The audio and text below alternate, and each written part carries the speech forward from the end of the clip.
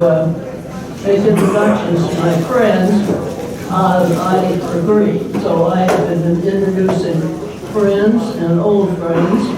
And Steve Smith, I think, is an old friend. We go way back. The one thing you need to know about Steve is he likes to dig. And when he's not digging, he's writing about what he has found. In 2002, he was on the team that started on the Battle of Camden site. He didn't have to look for it, he knew where it was, everyone knew it was, and over 200 years, people had been tromping through. Relic hunters had been plundering, and the effort now was to save it. He goes back to Camden year after year after year. In fact, he was there just a few months ago. So this is the perfect person to tell you about Camden and the battle site and what is happening there and has happened. Steve Smith.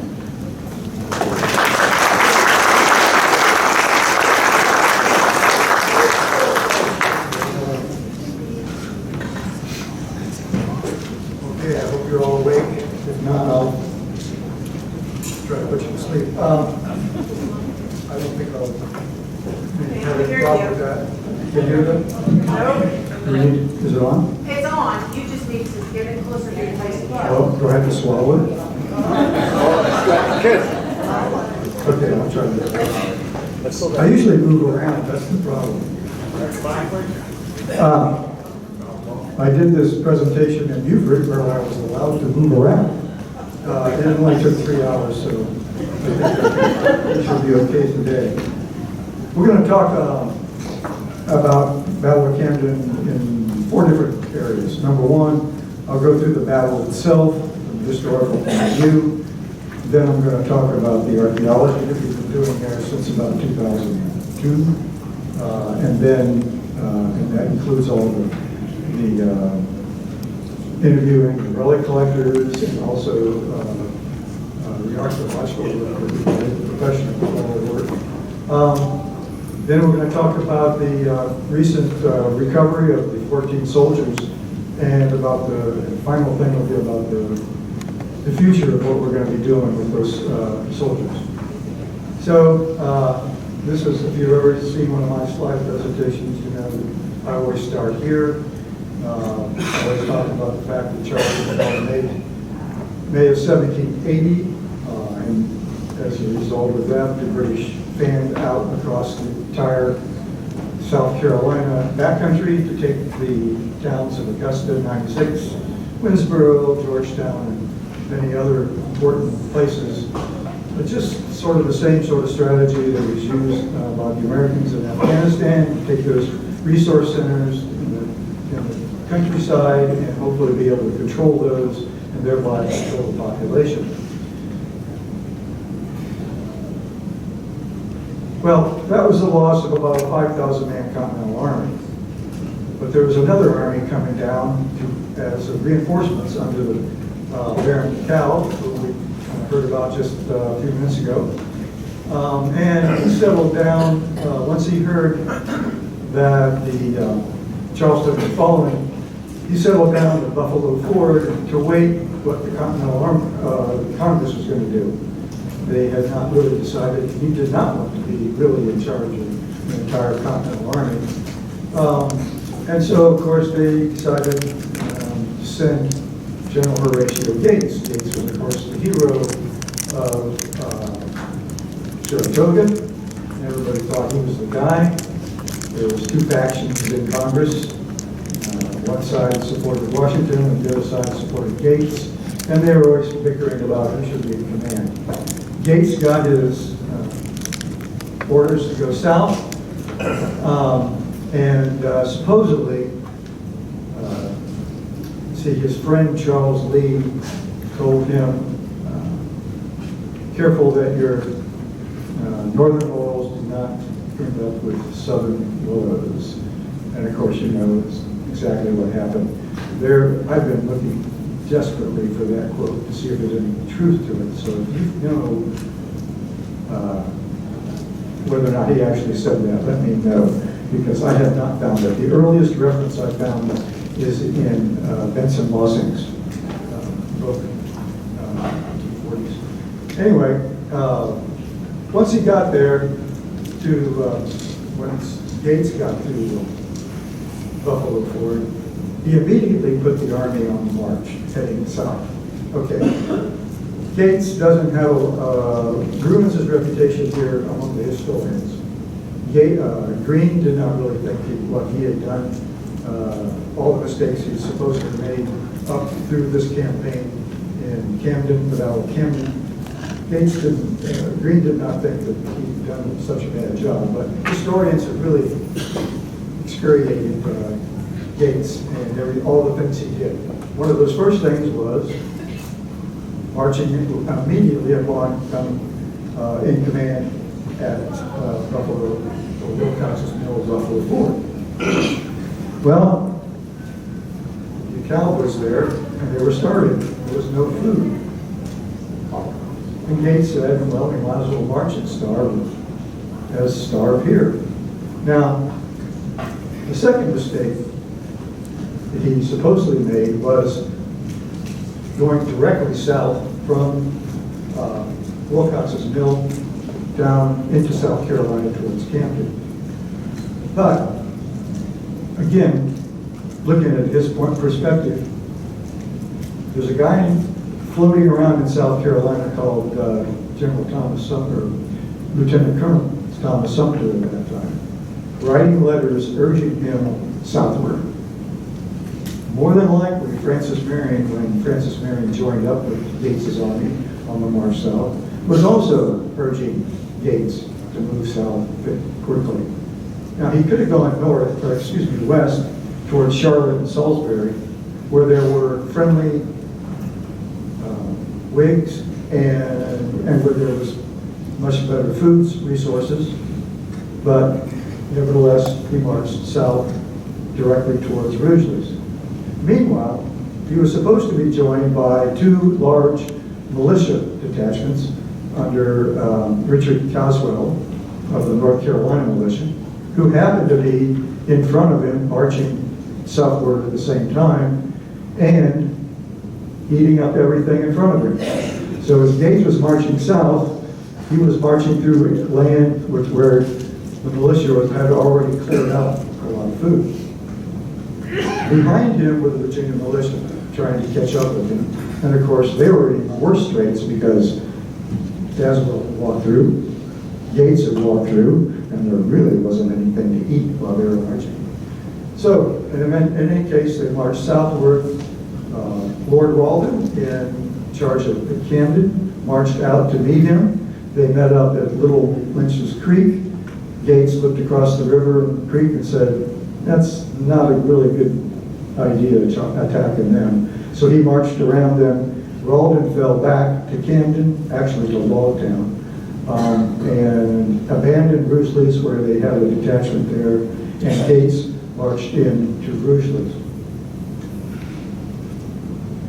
Opposing him would be under the British forces would be under Lord Cornwallis. At the detachments at Camden were under Lord Francis Walden, and the reserve was, of course, under Lieutenant Colonel Monaster Tarleton and the 71st Highlanders. Here's the order of battle. Now, these numbers, as anyone who's done any historical research knows, these figures are always close. The British tend to be more accurate. The Americans are wild guesses. But anyway, here's what we think the forces that were about to oppose each other. And if you'll notice, the British have the 23rd and 33rd, which are hardcore regular soldiers, and some very well-experienced loyalists, including the Volunteers of Ireland, and of course the 71st Highlanders. The Americans considered the 1st and 2nd Maryland, These were hardcore continentals. This was not a bunch of amateurs. But they also had the Virginia militia and the North Carolina militia, who were militia. Now, Gates is going to take it on the chin again for the way he deployed his militia. But you have to remember that Gates had worked with the militia at Saratoga, and they had done fine. They had beat the British at Bennington and other places. The only difference was the militia there fought behind fixed positions. Here they were about to fight the British in open battle. Gates arrived on August 13th, and as stragglers rolled in on the 14th and 15th, including Virginia militia, he got there on the 14th, he began to think about what he was actually going to do. Now, he wasn't about to attack Camden. Camden was well fortified, and it was a strong position. But he wanted to get closer to Camden. He wanted to be able to get close enough to Camden to try to force Lord Walden out from Camden to fight him. So he decides to send an engineer by the name of Symp southward down the road to look for a good place to get close, but not too close. And Symp came back and said, Saunders Creek, perfect. Creek in front of you, a hill, you can fortify there, and we can wait for Walden to come out. It just happened at the same time that Tarleton was had a scouting patrol going up the road also, and found out that there were Americans in the area. Cornwallis had ridden quickly from Charleston up to Camden to take charge of the troops, and sent out a spy to the American forces at Rougelis. And the spy walked into the camp and said, "Hey, I'm from Camden, I know exactly where things are." And they said, "Fantastic. Tell me where all your fortifications are." So he laid out what has happened, looked around, and then disappeared into the night. Then he went back to Camden because he was a Galatian. And he said, Lord Charles, these guys are badly posted at Rougelis. If you march on them soon, you can defeat them. And that's what Cornwallis planned to do. So that sets up August 15th, 1780, when Gates puts his army on the march at 10 o'clock that night, sending any surplus wagons up the road towards Hanging Rock, where they would not be in trouble, and then sending his troops downward with the idea of marching south to get to Saunders Creek. And coincidentally, Lord Cornwallis sets off at 10 o'clock that night, marching towards Rougelis with the idea of a surprise morning attack against Gates. Here's the deployment as they marched. The Americans marched through the woods, including putting Colonel Armand's light cavalry out front, which was another, the historians excoriated Gates for not having cavalry, for being dismissive of the cavalry when he was making his march south. In fact, the cavalry was in no position. Colonel White and Colonel William Washington had no cavalry. They had a few guys, they had no horses. There just wasn't any cavalry except the light dragoons under Armand. But he put Armand out in front. Armand complained about being out in front, which was weird because that's what you do with scouts and cavalry. You put them out front to screen your troops. Nevertheless, he complained about it. And then he put two light infantry forces on either side of the road, a pretty good tactical formation. And he said, as we march south, if anything happens, the cavalry will blunt them, and the light infantry on both sides will come forward, flanking on the road, and attack anyone that attacks them. It's a good idea. 1st Maryland is in front, 2nd Maryland is behind, and then the militias followed behind. Behind that were ammunition wagons. And they began to march south. Camden today, the Camden battlefield today consists of thin trees, widely spaced, open, messed up, briars, and that sort of thing. At that time, there was virgin pine forest, huge trees that were 6 to 8 feet around, and widely spaced, with a canopy maybe 30 to 40 feet in the air. There was high grass. There's a dispute about that. There's there's a primary account that says that the grass was 3 or 4 feet high. He called it wire grass, and all the vegetable people, I can't think of their names, tell me there's no wire grass in northern Carolina. Well, I don't know what they were calling wire grass back in the 18th century, but there was tall grass out there. Because Porterfield was wounded in a night engagement and he hid. Anyways, they're walking in the night, full moon,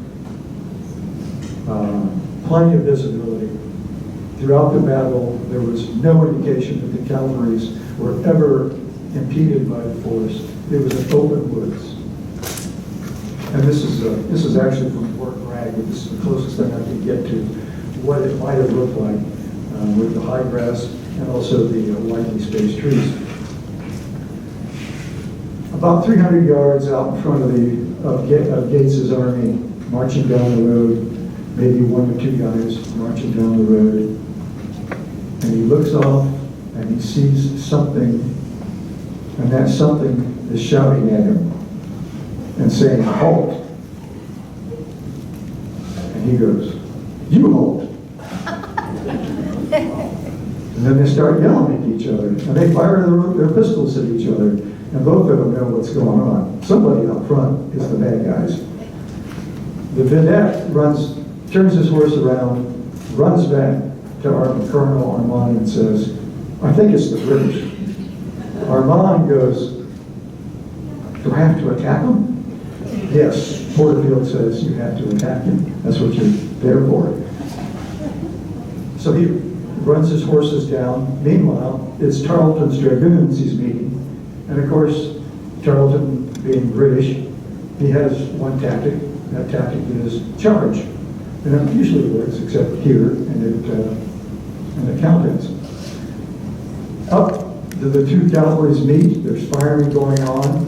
Porterfield and his general on the other side do what they're supposed to do, and a firefight breaks out. They come on either side, flank, start firing. Heavy fighting going on. Armand's militia and cavalry turn around, force back. They come back so forcefully with their horses that they run through their first barrel and discombobulate them. One of the horses hits one of the artillery pieces and knocks it off its trunnions. So that's how hard they were trying to get out of the way. Firing going on at night. The British pull back, the Americans pull back, and then for the rest of the evening, both sides are going to spend the time figuring out where they are and what they're doing, what they're going to do. For the British, all was well. They didn't have to march all the way to Bruges, because sure enough, Gates's army was right there in front of them. So Tarleton's boys would ride around throughout the night trying to figure out what the topography was and whether or not they would be flanked in any case, how many troops were out there.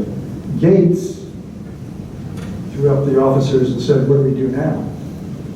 And supposedly one of the officers said, "What else can we do? We fight." Well, it's kind of right. They couldn't really back up. They got the wagons all completely covered in the woods. They've got troops all over the road and into the woods. Can't really back up. By this time, they met at about 2:30 in the morning. Twilight was about 2 hours from here, about 4:30, and sunrise was shortly thereafter. There wasn't really anything else to do but fight. So we now go to the deployment. I'm going to show you a couple of slides of the deployment. This is going to be much better for me. So Gates again makes his a mistake, at least according to the historians, by placing his best troops on his right. The 2nd Maryland will be in the front line on his right, covering from the swamp on his right over to the center where the road is, in the North Carolina militia, and on the far left, the Virginia militia. Behind him, he puts the 2nd Maryland. Of course, they had been discombobulated, and they needed to reform, and he wanted to get them back and also hold them as a reserve. Cornwallis, there's some dispute about it, but Cornwallis pretty much didn't deploy. He simply told his guys, we're here, we'll fight in the morning, go off on the side of the road, take a nap, guys, I'll call you when I need you. And that's what he did. But when the deployment occurred, he would put his best troops, his 33rd, 23rd, and light infantry on his right. And then he would put his sort of not so good troops, but they were good troops, they were good loyalist troops, the Volunteers of Ireland, on his left flank. In the reserve, he put the 71st Highlanders, along with Tarleton's Legion Cavalry. So you've got, as the setup shows, you've got the best of the Americans against the not so bad loyalists, and then you've got the Virginia militia and the North Carolina militia against hardcore 33rd and 23rd. The Virginia militia had just arrived, of course, the day before. They had been issued bayonets. Now, I was out at the battlefield one time, and a reenactor was out there showing the kids that, and he was saying that, gee, you know, they say that the Virginia militia was completely incompetent because they couldn't put the bayonets on. Well, he put the bayonet on, he locked it in, and he said, see, that's not hard, anybody can do it. And I was thinking, oh yeah, you can put the bayonet on, but can you use it? It's a little bit different, especially when you're facing somebody else with the bayonet running at you. It's a little bit different. In any case, they have not been trained how to use the bayonet. Second of all of the troops of the Americans had, they had been starving all the way down. They'd been eating peaches, green peaches and apples and whatever they could, green corn. When they got to Rugeley's, they were issued not much. They had no rum, which is a morale killer right there. And Gates, all he had was beef and molasses. And he gave both of those to the troops before the march. Try that again at your home, at your leisure, and don't go far. You know what's going to happen. And that's what happened to many of the troops. They were dismissing themselves from the ranks for a temporary vacation, and then coming back. Some of them were coming back. Anyway, here's a LiDAR map showing the deployment. And this just kind of shows you how a major depression over here and the swamp coming up right through here, such that both sides have their flanks perfectly well protected. So there was going to be a mano-a-mano front attack. There was going to be no fancy flanking in this battle. As the dawn came up, Cornwallis deploys his troops. And the Volunteers of Ireland go to the left, and the 33rd and 23rd begin to go to the right. Now, there's not many of the 33rd and the 23rd, and they've got to cover all of the North Carolina and all of the Virginia militia. So they're coming up in column, they're taking a right flank, and then they're pushing themselves all the way across the battlefield, trying to stretch out. Now, the Virginia militia and the North Carolina militia were in two lines. The British could only make one line, and they couldn't make it without having people stand maybe 4 to 5 feet apart. So they were the thin red line. As this deployment is happening, one of the people in the artillery, one of the artillerymen, sees this happening off into the distance, about 200-300 yards, and says to the aide, Otto Williams, "Sir, they're deploying. If we fire now, we can do some damage. Should I fire?" And of course, Williams says, "Darn right. Fire away."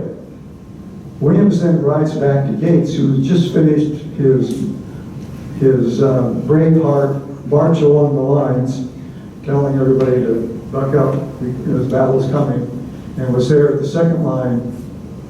And Arthur Williams rides up and says, "Sir, they're deploying to the right. If we get some volunteers out in front of them, we can stop them, blunt their attack." He says, "Right, do it." Williams then rides to the front line of the Virginia militia and asks for volunteers. I guess he got some. I don't know, because the archaeology shows that there was some shooting going on over there, but not too many. By that time, the British were marching forward.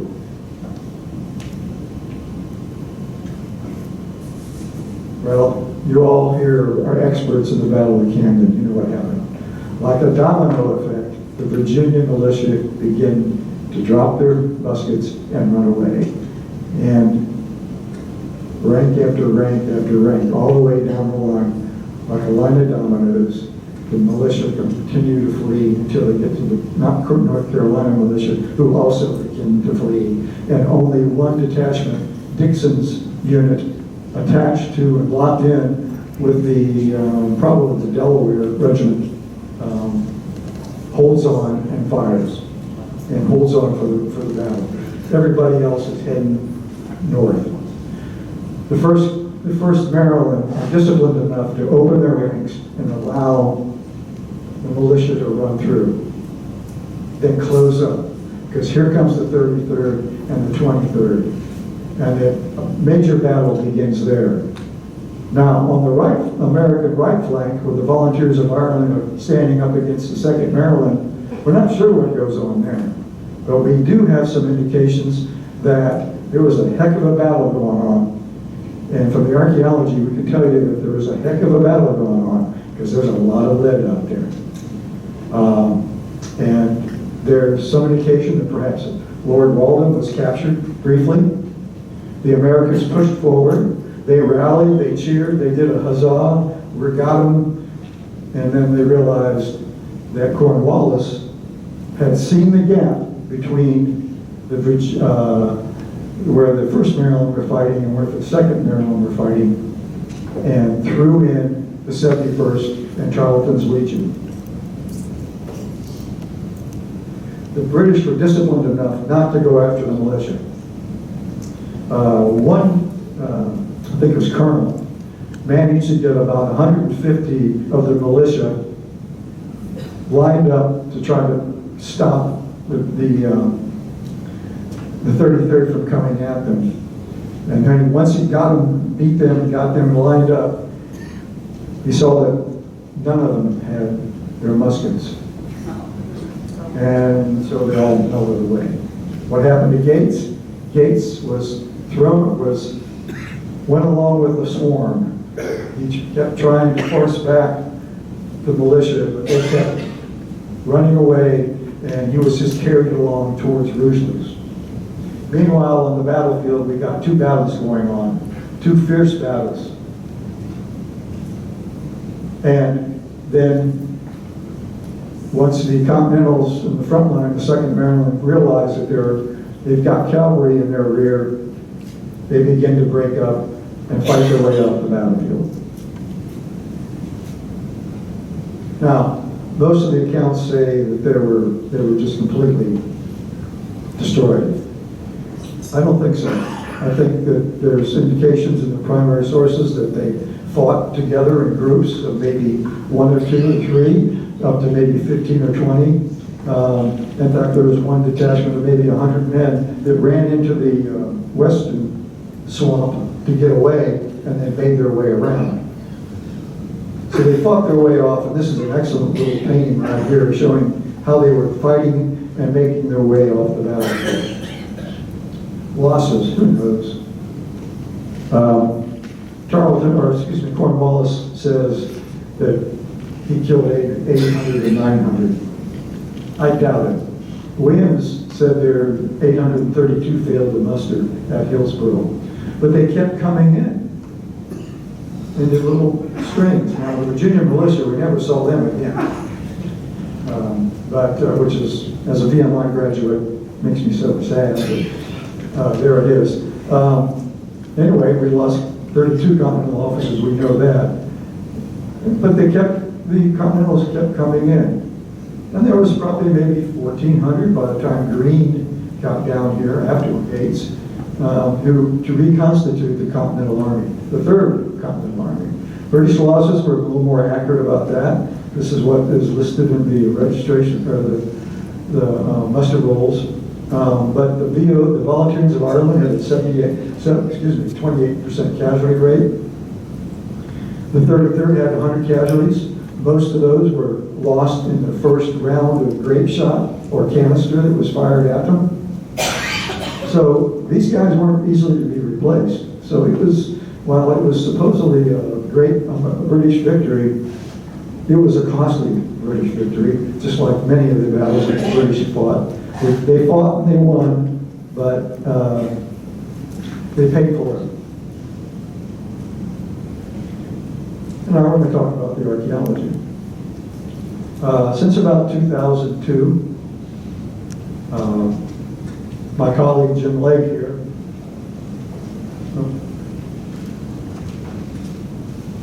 and I have been working on the battlefield, not alone. We've had many volunteers, many people helping us out, including John, who's been out there,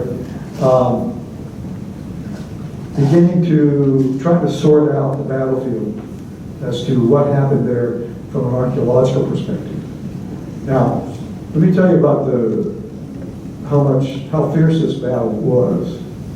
Even though if this is a Civil War battle, it'd be called a skirmish because of the number of people. But for the Revolutionary War, this was a major battle.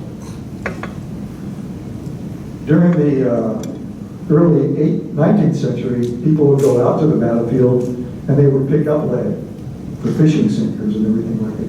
People knew that it was a good place to get lead. And if they couldn't find it on the ground, they could dig it out of the trees.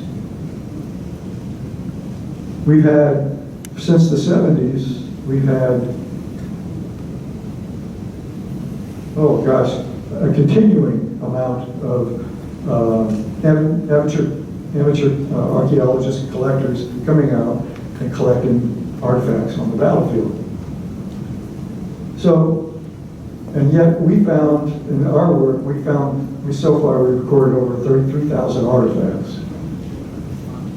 So there's quite a bit of material there.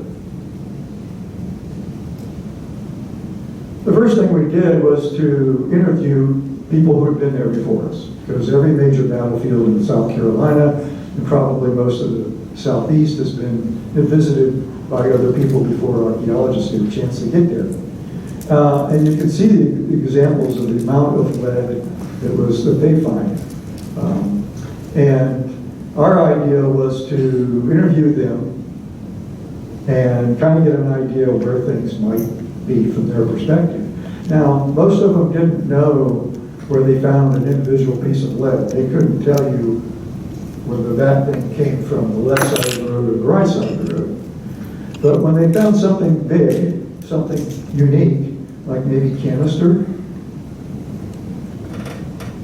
or buttons or something like that, they were kind of unique items, therefore they were something that laid in the memory, so that they could say, yes, I found it here. Since this 2002, we've had at least 2 to 3 logging episodes there.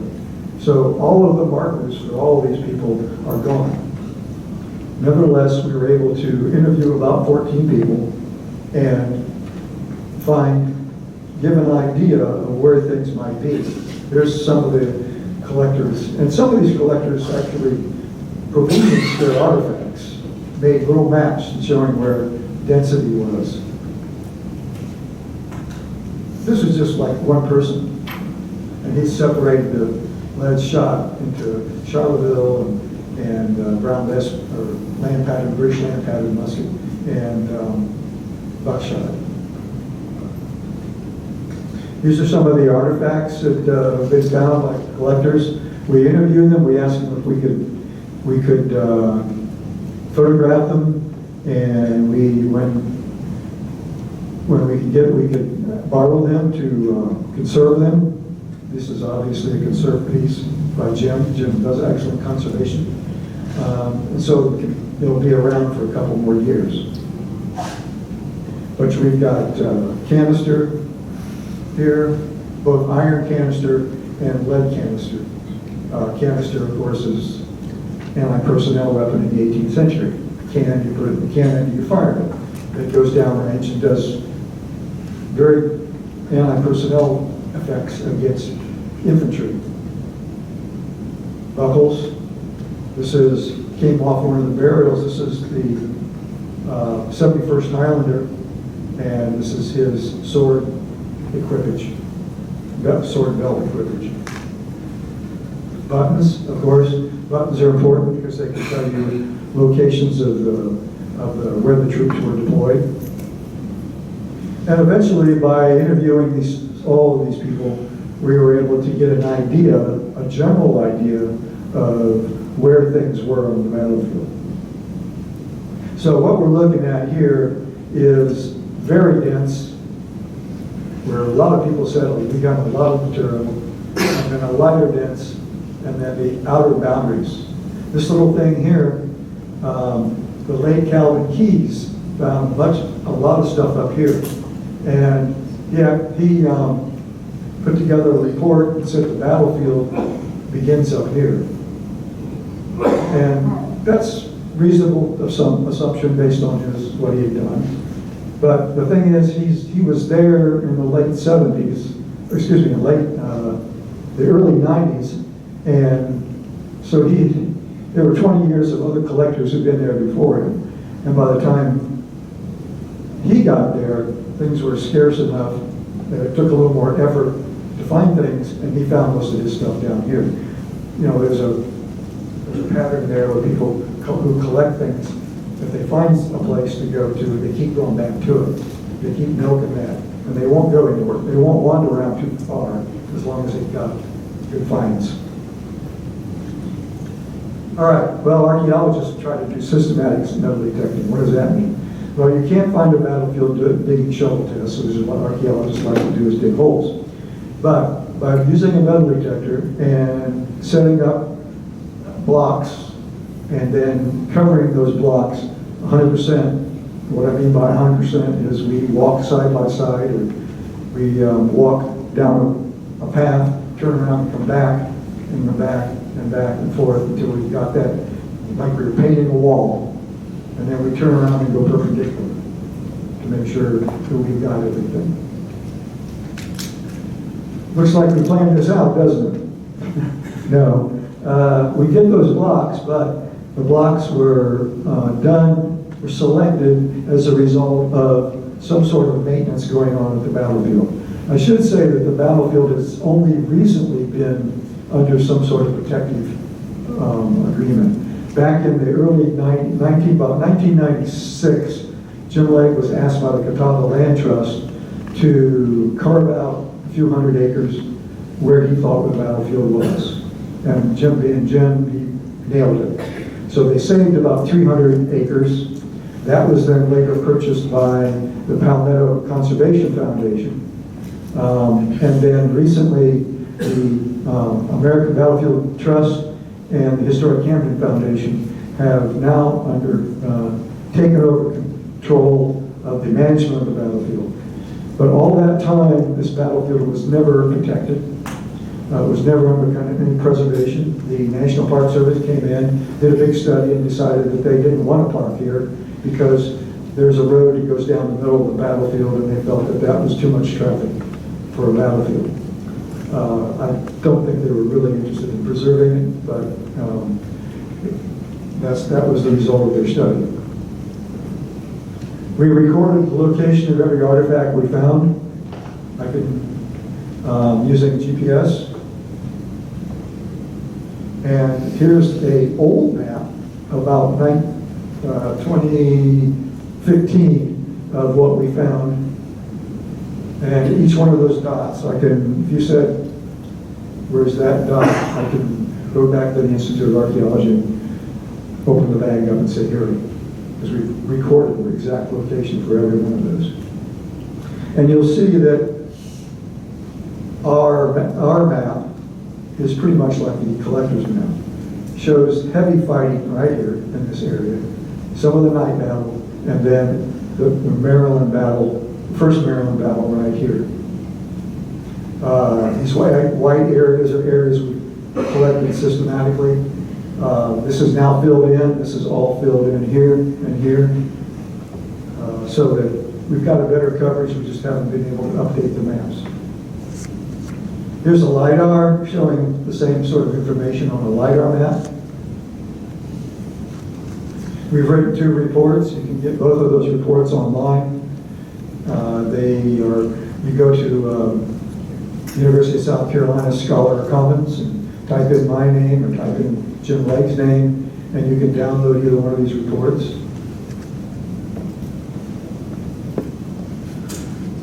So now, we come to the excavation of soldiers.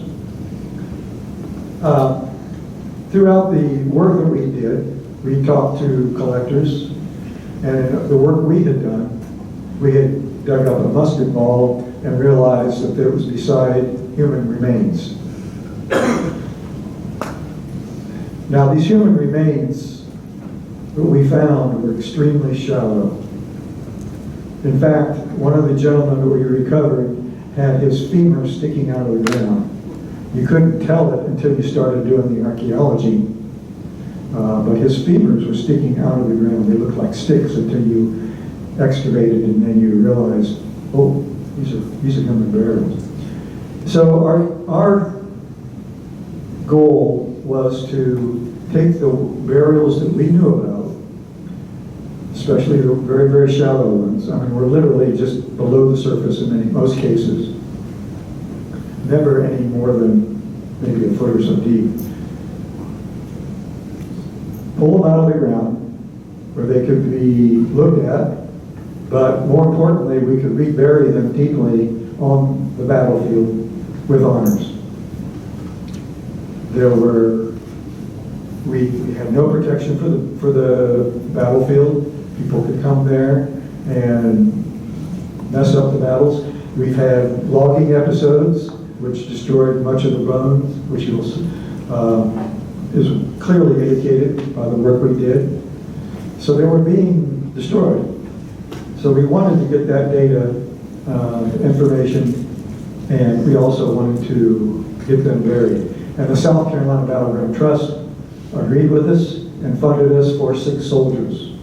In the end, as a result of some of the work we did, we ended up with 14. That was because, for instance, Burial 9 had 5 individuals in it. Let's see if I can get that right there. Actually, it was the last day of work. We saved that one because we had done shovel testing around it and realized that there was only one person there, and we knew where it was, and we wanted to spend our time with the other burials. And so we were completely convinced that we had only a couple more days' work. And there's a golden rule in archaeology, which is you find the most important materials on the last day. You need to be out of money, that always helps too. And you can guarantee that that's what's going to happen, and that's what happened. There were 5 of them in there. So we had 2 different kinds of teams. We had an archaeology team who did the archaeological excavation and got the remains exposed. Then we brought in a forensic team who recovered the bones themselves and took them to the Richland County Coroner's Office. So the excavation revealed buttons. We were hoping for buttons in excellent shape. The buttons are extremely important because they would tell us help tell us who they were. And we got USA buttons, which were Continental soldiers. And we also recovered many musket balls from various what was left of cartridge boxes and that sort of thing. And then we had our forensic recovery team come in and recover the burials. Now, the bones turned out to be so fragile that many of them could not come out complete by normal archaeological means. So what we did was we pedestaled everything so that we excavated everything around it below where they were, and then sliced off all of that dirt and took the whole thing back to the lab where we continued the excavation. So we did archaeology in the field, we did archaeology in the lab. We recorded everything before we did it, of course. Drew drawings and photography. And while we were there, we tried to sort out the burials. The burials, this is the 5 burials here, and you can see they're stacked up on each other. And then the other burials, there was a burial with 3 of them here, and you notice the splayed legs, which, this is kind of gross, but if you've ever seen any Civil War pictures, you see people laying on the battlefield, and you notice that position, that rigid position, with the splayed legs and arms. And that's what happens to somebody when they're laying on the surface. And it wouldn't take very long. This was August, so the battle was fought in heat and humidity, and it would only be a couple of days before things began to deteriorate quickly. And so these burials were not carefully excavated. They just dug a hole with something. We found a cup in one of the burials, indicating that somebody used one of their drinking cups to just scoop out stuff, and then literally toss the people into these burials and cover them up.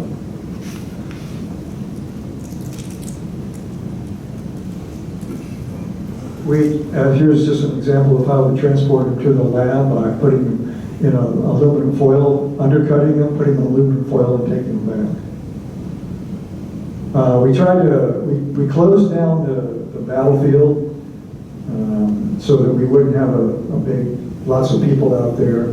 Tried to do it without telling too many people, otherwise we would have a crowd out there. That wasn't what we were out about. And we honored them in the field. Here's an indication of a Maryland flag for one of the Continentals, British flag for the Highlander. We had 1 Highlander we recovered. And every soldier was, each soldier, before they brought the last bones out, we gave them a little salute. Somebody said a few words. The Americans did not get their rum ration, so we all had a little bit of rum and poured some rum on the grave. And for the Highlander, of course, we bought some scotch. And then we took it back to the lab, where we did X-ray analysis. We didn't do CT scanning because we didn't think it would show anything, and probably that's true. But we did do the X-rays. And this is some of our team. I should mention Dr. Bill Stevens and Dr. Matty Atwell, who rescued us. The funding for this was for 6, and again, we ended up with 14. And these ladies and gentlemen worked for free. They did an outstanding job. We could not have done it without them, because I am not a genetics expert or a forensic expert. Here we are doing excavations in the lab. And in the lab, and this is what the lab analysis consisted of: laying it out, getting a biological profile, getting their basic metric assessments. We x-rayed again for images. There's a couple of uniform buttons next to an arm and a uniform buttons at the collar of an individual. We did biological profile, aging, sexing, stature, some ideas about ancestry, and any unique physical characteristics. For the age of death, we used pubic synthesis. Of course, those that tell you not only sex, but also ages of the individual by how much they have fused, any degenerate markers, and wear on the dental would also tell you, give an indication of age. And of course, the teeth themselves give you indication of age. Stature estimations based on the length of the femur, and most of them were in the area of about 5'7". Looking for disease and pathologies, we took some samples from the dirt around the burials in the stomach area, but none of those came through. And we looked at for trauma for each of the soldiers. Well, their teeth are actually in better condition than ours. This was the pre-sugar era, so they were well ground by eating a diet of stone ground cornmeal and flour, indications of pipe smoking, and tooth grinding. We ended up with, in 7 graves, we ended up with 14 individuals. One was a Highlander. One was a Native American. That's a surprise. There's a story there that we don't know the end of quite yet. Once the Native American was recognized, of course, we could no longer do any additional research on that individual. We had to comply with the Federal Native American Graves Repatriation Act and contacted many of the tribes that have ancestral relations in this area. And we're still in negotiations with those tribes. The Catawba are the lead tribe to determine what's going to happen to the Native American. But the rest of them are all continentals. So there's just a little bit about each one. He was the only one that was laid out perfectly fine as you would lay out in a Christian burial. He was buried deeper than the rest. He was probably about 1.5 to 2 feet down. He had a major impact on the back of his head from blunt force trauma. Reasonable assessment would be that he was killed by a musket or something to blunt force behind his head there. He also was laid out with most of his uniform buttons.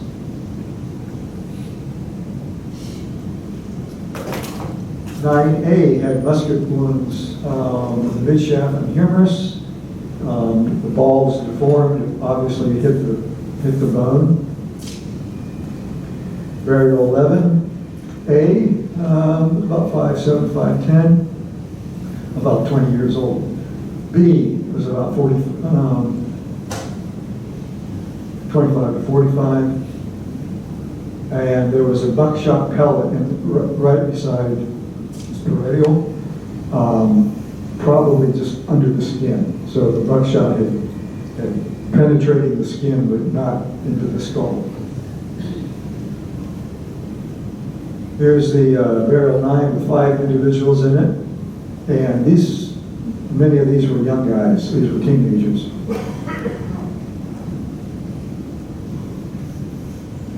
(9B), for instance, between 16 and 18. And both of them were fairly short.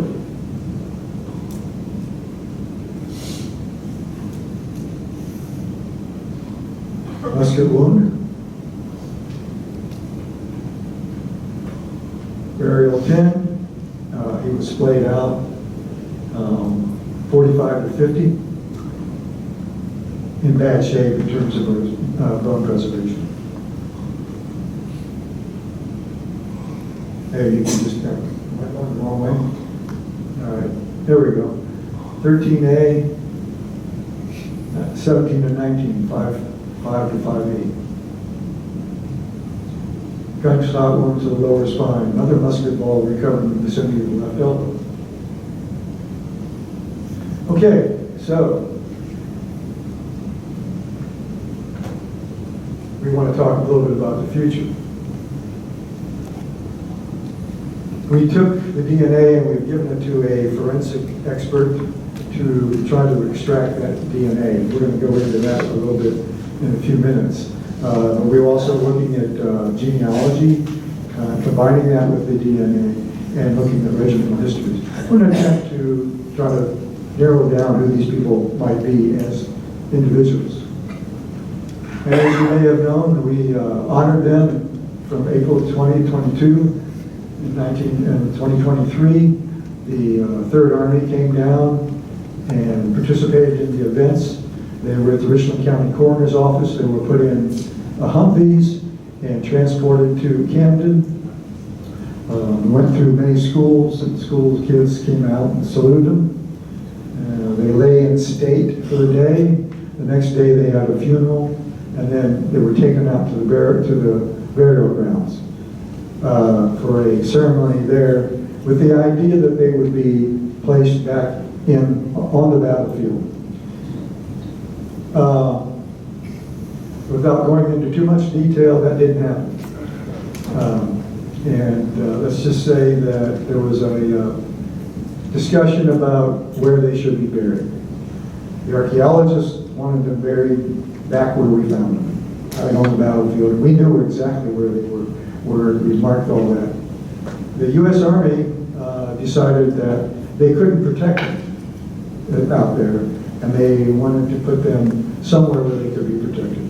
They wanted to take them to Fort Jackson, and there was much discussion, which I was not involved in. It was way over my pay scale, and they had ended up at the Quaker Cemetery in Camden, right across the street from historic Camden Foundation.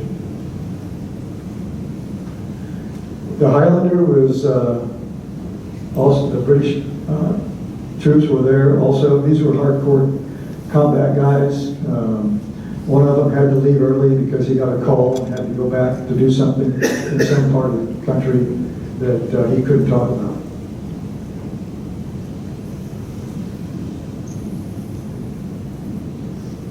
The Army did a great job in getting them to the burial grounds and honoring them, along with lots of volunteers. We'd have we'd be here afternoon if I named everybody who was involved in this project. We had a flyover with helicopters, lots of speakers. The governor was there. Each individual was put in a coffin of 200-year wood.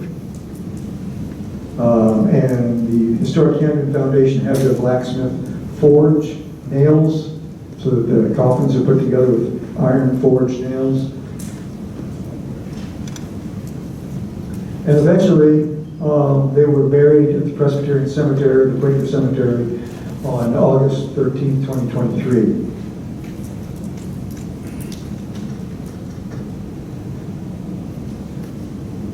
What about the 171st? He couldn't be buried with the Continentals. So he was buried back on the battlefield. We've got one back there on the battlefield. And he was buried there on April 18th, 2024. There's the gentleman right there giving the remarks. Did a great job. We've got him deep. We've got him in a vault. And he's where he belongs. British came back, the Highlanders came back.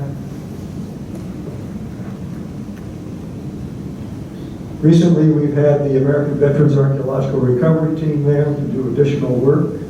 This is a group of people who are archaeologists who are trained, and they're veterans, and many of them have some sort of disability or PSTD, and this is a way for them to participate in something and learn something and help them out.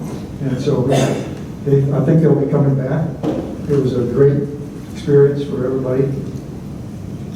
And then again with the DNA.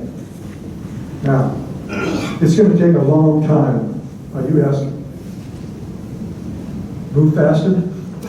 All right, sorry. Well, I'm not. Of course. Anyway, paleogenetics. We're going to be. I'm not going to be doing. I know nothing. You're going to ask me a question about the DNA, and I'm going to tell you nothing because I would be telling you wrong. Anyway, we are doing work.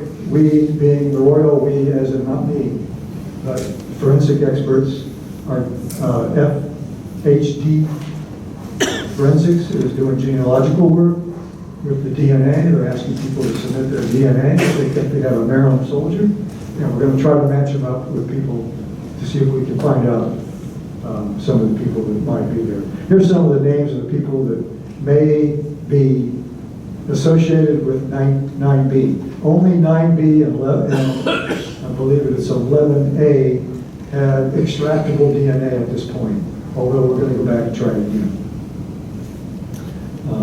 And we think he's from somewhere around Anne Arundel County in Maryland.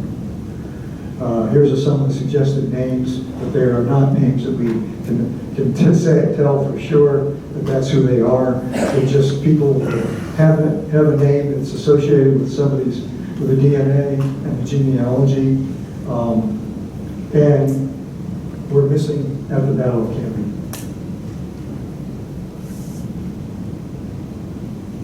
We've got people coming in and volunteering their DNA to try to figure out who these people are. This is going to take 5 to 10 years, but we have the DNA, we have the samples, and all we need is the funding, of course. Many people participated. Here are just a few. There were 41 crew and volunteers. And that's it. Thank you.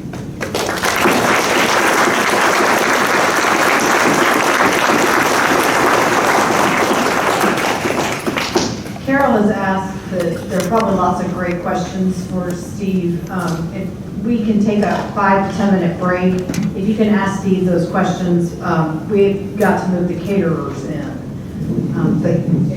Take your last snacks, because those ladies need to pack that stuff away, so the caterer's gonna come in and ask you questions to Steve individually, and then we'll come back. We'll meet you guys in the back.